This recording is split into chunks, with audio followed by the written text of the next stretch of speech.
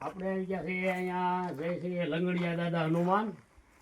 તો અહીંયા દર્શન લંગડિયા મહાદેવનું મંદિર બે છે.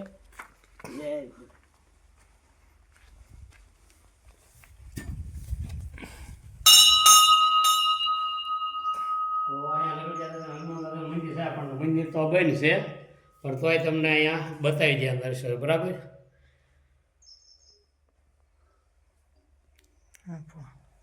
પછી આ મહાદેવનું મંદિર છે.